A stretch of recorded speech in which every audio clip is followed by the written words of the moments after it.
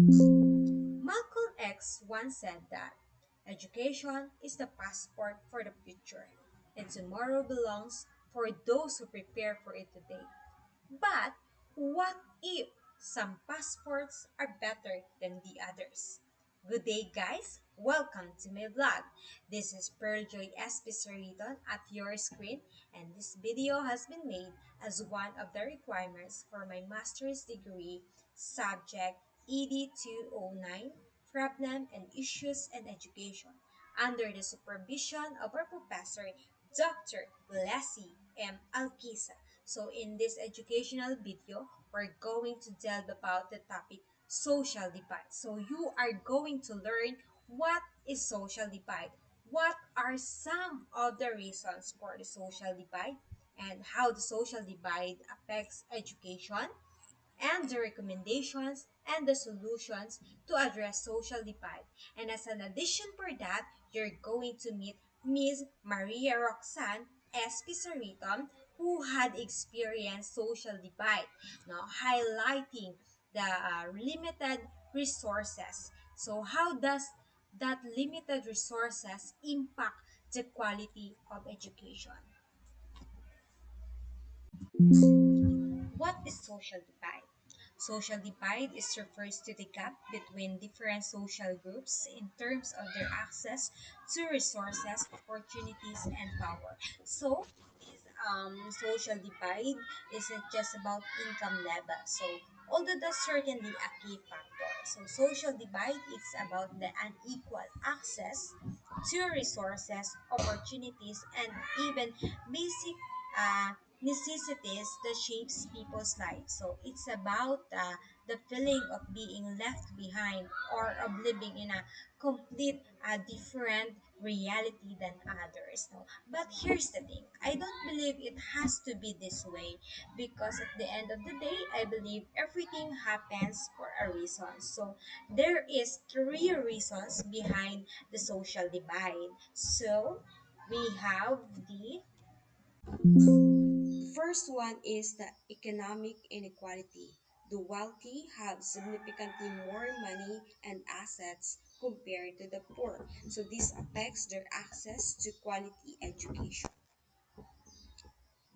Next is the access to education or the educational disparity. So some groups may have better access to quality education than the others. So this can limit their opportunities for social mobility and perpetuate poverty. Next is the political influence. So certain groups may have power to influence political decisions, giving them an advantage in securing resources that and policies that benefit them. The social divide has a profound impact on education, creating a cycle of disadvantage for some students. So the first one is the limited resources. Now, poverty restricts access to quality education. So tend to see students from low-income families may lack essential school supplies, nutritious meals, and reliable transportation. So this can lead to absenteeism and hinder their ability to focus in school, impacting academic performance. Next, unequal opportunity. So, funding disparities create an uneven playing field. So, urban schools often have more resources compared to rural schools. So, this translates to better facilities, qualified teachers, and access to technology. So, all crucial for a well rounded education. Students in rural areas may miss out on this disadvantage, as you can see in the picture. Next is the digital divide. Technology is increasingly integrated into education. Students who lack access to computers, tablets, and reliable internet are left behind. They can't participate in online learning platforms or access valuable educational resources, putting them at a disadvantage in a technology driven learning environment. Next is the social language barrier. So educational materials might not be readily Philippine languages. So this can lead or this can be a hurdle for students whose native uh, tongue isn't Filipino or English. So this may struggle to understand concepts and complete assignments effectively. Next is the social and emotional learning. Students from disadvantaged backgrounds might face additional challenges outside of academics. So factors like poverty, hunger, or unstable living conditions can create social and emotional burdens that hinder their ability to learn.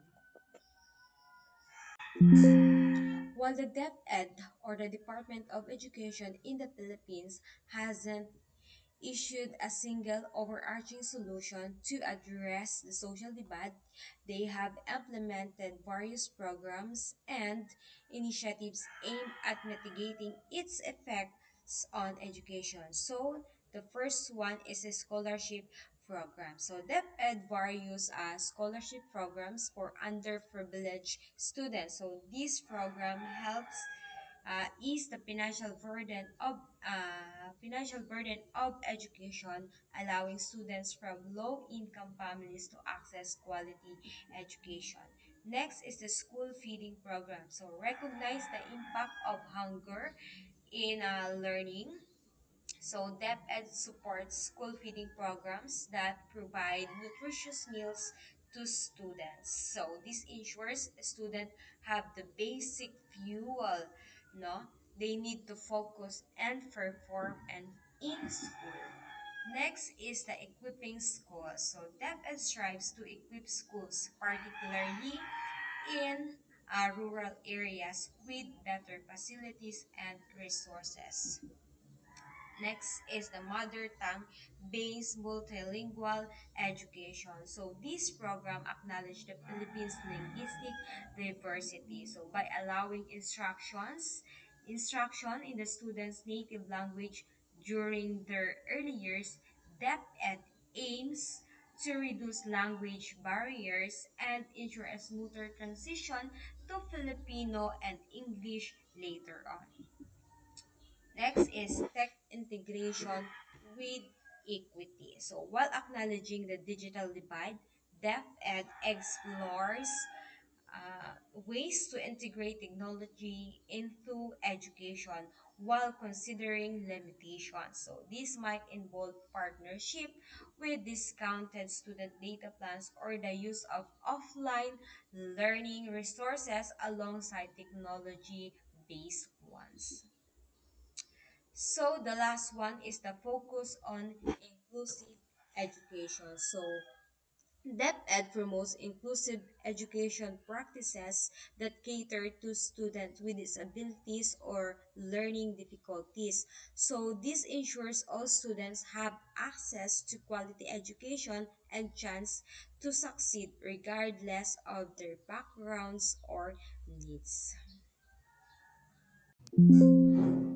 So in the next video, you are going to meet Ms. Maria Roxanne Espert Sariton, a teacher who had experienced social divide, highlighting the impact of uh, limited resources to quality education.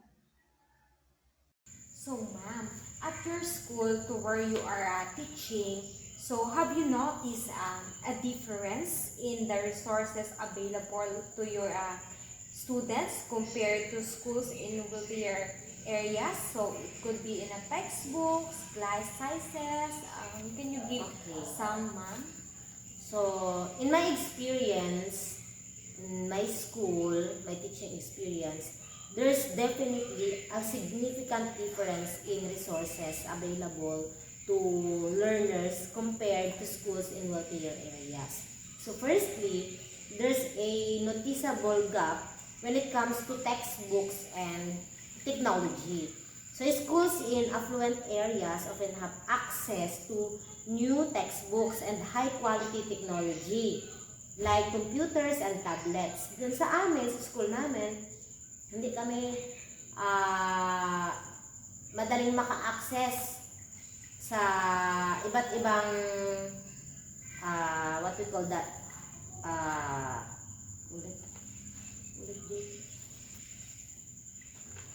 So based in my experience on my school, there's definitely a significant difference in the resources available to our learners compared to schools in wealthier areas. So first, there's a noticeable gap when it comes to textbooks and technology. So schools in affluent areas often have access to new textbooks and high quality technology like computers and tablets.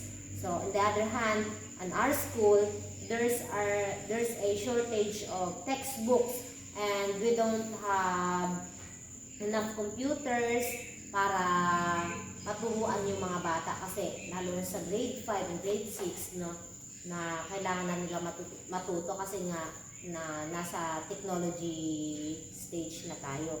So yun yung isa sa difference na talagang masasabi kong meron talagang gap sa textbook and technology. Pangalawa, secondly, there's a difference in extracurricular activities. So wealthier schools tend to offer a wider range of clubs and organizations. Kagaya po ng mga sports, ng debate teams, unlike sa amin, kasi yung number of learners sa amin ay hindi talaga siya makabuo ng organizations kasi nga we belong to small school category. So another one is the class size. So class size is also a significant difference na talagang nakikita ko kasi kagaya sa amin as a teacher na ako as a kindergarten teacher, kailangan yung class size ko talaga dapat malaki kasi kindergarten ay more on play. So, hindi ko masyado silang nabibigyan ng time to play kasi nga yung class size na meron kami ay talagang maliit lang, too small for them. Because the normal class size ay nahati sa dalawa, which is kindergarten and grade 1. So, yun yung masasabi ko na talagang challenging. So, yung mga differences na yun ay significantly impact students' educational experiences sa school namin. So, lack of resources, opportunities, but we are trying our best para syempre na maibigay pa rin sa mga learners yung kailangan nila. No? Okay. Kasi na hindi naman tayo pwede na kagaya nga ang mga teacher talaga ay resourceful. Hindi tayo pwedeng kung ano lang nandyan ay natitigil na tayo doon. So as a teacher, we have to be more resourceful para yung nakikita nating gap ay hindi tayo ma-stuck doon, kundi mapunan pa natin para sa mga learners natin. Okay, ma'am. Based on dun po sa mga pinigay niyo pong mga sagot kanina na mga na-observe mo na disparities no when it comes to funding of with regards to the schools to where you are teaching no. Ma'am, now can you be specific no ano ba yung mga technique, ways na ginagawa niyo po para po mapunan yung mga gaps na yan. For example, yung kagaya po ng sinabi nyo kanina, dahil small you are belong, yung school po na pinagtuturuan nyo is belong po siya sa small school category. Ano po yung mga techniques para po baga hindi po kayo manatiling stagnant na porket small school kayo is hindi na kayo pwedeng makipag-join sa ibang school. Can you be more specific for that, ma'am? Okay. So, to cope with those challenges na aking naibigay, no, as a teacher, we as a teachers there, at kung saan ako ay nagtuturo, we have to adjust our teaching methods and expectations. So we have to set realistic expectations, no? Understanding that the lack of resources may impact that pace at which students learn and the depth to which we can explore certain topics. Hindi naman tayo pwede na, kumbagay, kung ano lang yung nandyan ay tama na yun. So as a teacher, we have to set realistic expectations. And we have to think outside the box. Kasi hindi tayo pwedeng nakulong lang kung ano lang yung meron doon, yun lang. So, kagaya doon sa amin, medyo malayo nga sa bagay, sa far-flung areas. So, as a teacher, we are using teaching methods and adjust our teaching methods and expectations na kung saan yung ating mga learners ay matuto to be more creative in finding, more creative kung paano sila matuto. And we as a teacher, syempre, it's a big challenge for us. So, bago pa maging creative ang mga learners, syempre, ang mga teacher din, dapat teachers are expected to be more creative in finding alternative resources and materials such as utilizing online resources, di ba?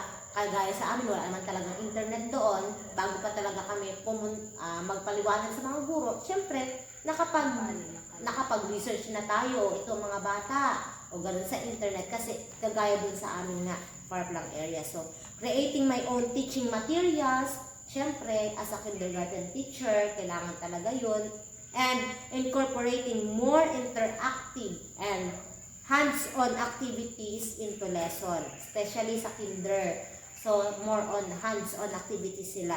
Additionally, I've had to be more flexible and adaptable in my approach, considering the diverse learning needs and backgrounds of my students or learners. Siyempre, dapat alam, as a teacher, we have to know the learning needs and backgrounds of our learners. So, yung mga challenges na yun, nakakatulong din sa amin ng mga guro to be more resourceful.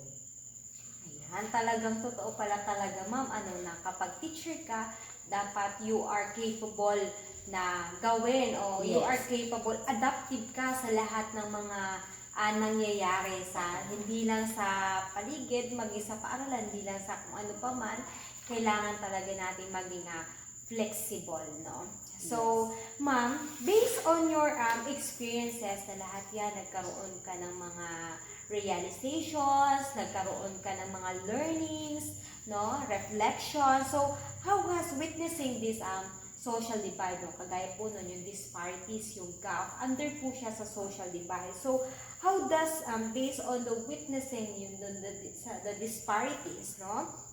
How has witnessing the social divide impacted your overall perspective on education and equity? Ano po yung, paano po siya nagkaroon ng impact sa'yo as a teacher? As a teacher, yung talagang nagkaroon yun ng malaking impact, lalo na sa akin. Kasi nga, kindergarten teacher, kumbaga nasa sa akin yung foundation talaga pagdating sa learning. So, I strive to ensure that all my learners have the opportunity to learn and succeed regardless of the financial constraints of the school. Basta, kumbaga, ako as a teacher, I learned how to adjust my teaching methods and expectations to my learners. Siyempre, para kumbaga, yung standard na meron ako, hindi sila yung aabot yung mga learners, kundi sila rin mismo ay, ako as a teacher, maabot ko sila. At sa pamamagitan nun, kumbaga ay, at the same time, yung learning ay ma-enjoy nila. Kasi sa kindergarten, kasi nga doon nagsisimula, ay bilang isang guro, we have to strive more talaga para ma-ensure ng ating mga learners ay ma-enjoy nila yung learning at yung magkaroon sila ng opportunity talaga na matuto at to succeed regardless kung ano man yung kanilang katatayuan sa buhay. Ang importante ay ma-enjoy nila ang kanilang learning sa school. Ayan. Thank you so much, ma'am. So, meron pa akong pahabol na tanong. Isa na lamang po ito.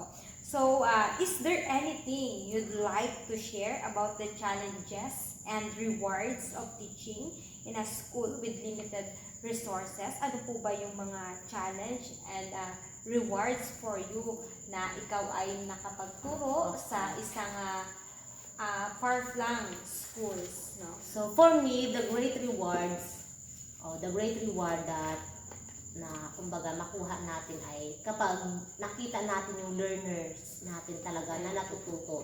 Isa yun kasi, kumbaga yung kung paano natuto yung mga learners mo is the reflection of who you are.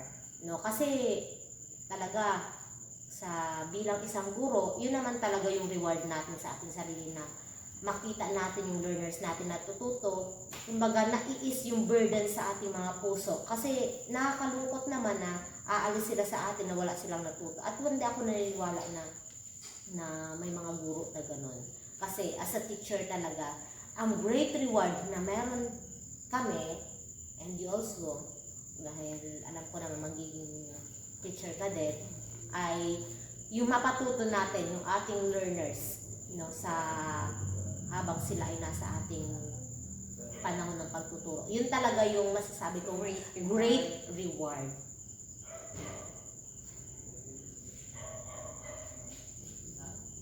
Okay, thank you ma'am sa makahulugang mga sagot at maraming salamat po sa inyong time. So,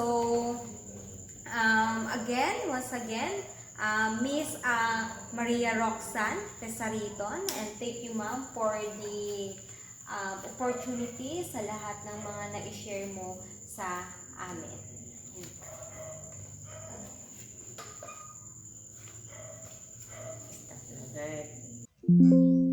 That will be all, and I hope you have learned something from this video. Once again, this is Perjoy SP Sariton. Thank you guys for watching.